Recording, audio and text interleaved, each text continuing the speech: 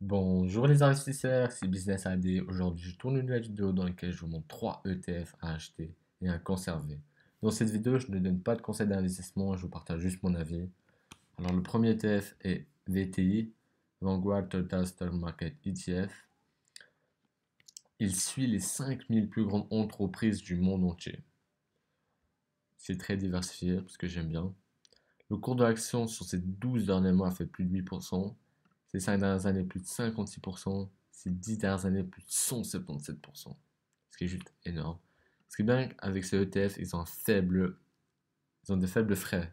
C'est-à-dire qu'ils t'enlèvent seulement 0,03%. Quelles sont les entreprises qu'achètent VTI? Apple, 5% de leur portefeuille. Microsoft, 4,78%.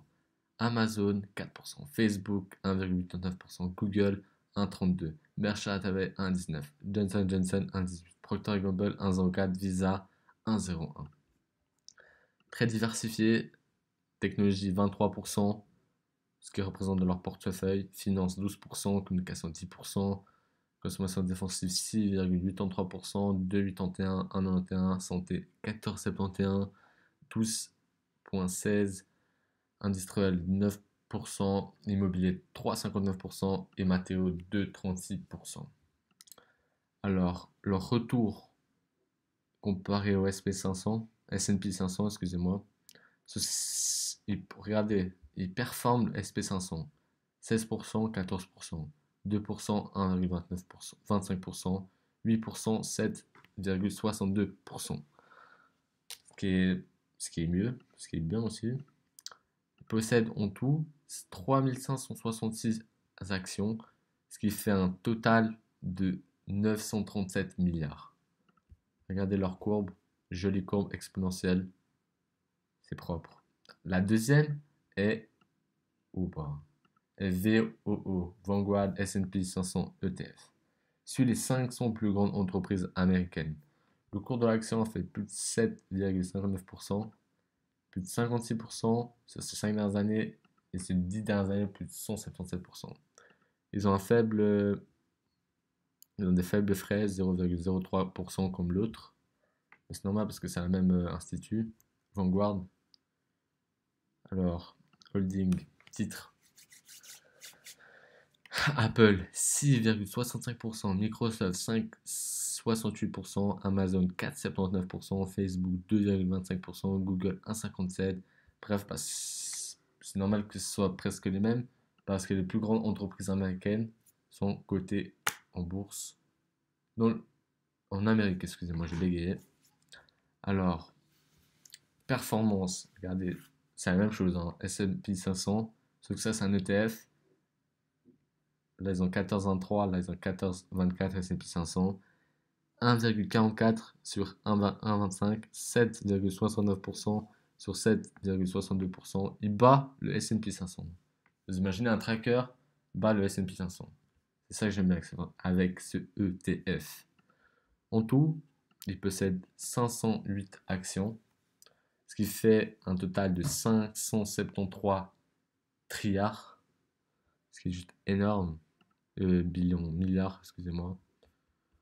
Regardez cette belle courbe du S&P 500 exponentielle. Avec la crise, là, elle est descendue, mais elle a vite repris. Grâce, grâce aux entreprises, aux GAFAM, excusez-moi. C'est les GAFAM qui ont fait augmenter ça, hein, parce que sans les GAFAM, je pense que ce serait encore à là. Alors, le troisième ETF est Vanguard Dividend Appreciation ETF, VIG. Suit les 183 entreprises qui augmentent leurs dividendes depuis plus de 10 ans. C'est ça que j'aime bien. En plus, c'est ma stratégie, les dividendes. J'investis aussi dans des actions. Ils ont, un, ils ont des frais un peu plus importants là, 0,06%. Le cours de l'action a fait plus de 5%. Ces 5 dernières années, plus de 58%. Et là, plus de 151%. Les principaux titres que possède Vanguard Dividend Appreciation, Walmart, ce qui représente 4,48% de leur portefeuille. Microsoft, 4,48%. Procter Gamble, 4%. Johnson Johnson, 3,82%. Visa, 364. Home Depot, 361. United Health Group, 3,53, Disney 2,67, Comcast 2,51, Pepsi 2,30. Comme vous voyez, la consommation 17%, santé 15%, consommation cyclique 12%, communication 5%, matériaux 3%, industriel 15%, technologie 14%, finance 11% et énergie 4,53%. Ça se ressemble, 17, 15, 15, 12, 12, ce que j'aime bien avec ça. Alors, comparé au S&P 500, ils sont un peu moins performants, 10% sur ces 6 derniers mois, et S&P 500, 14%, 0,93 pour VGI et S&P 500 1,25. Comme vous voyez le bas. Sur ces 3 dernières années, VGI bat le S&P 500. Ces 5 dernières années aussi, et les 10 dernières années, c'est une S&P 500 qui gagne. Comme vous voyez, sur ces 5 dernières années, bah, VG est devant le S&P 500.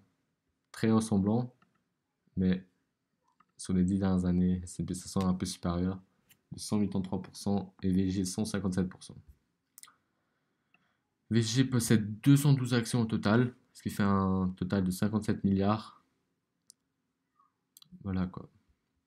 Très belle courbe exponentielle, ce que j'aime bien. On arrive à la fin de la vidéo. Lâchez un like, abonnez-vous à ma chaîne. Si vous avez des questions, n'hésitez pas à les poser. Merci. Ciao, ciao.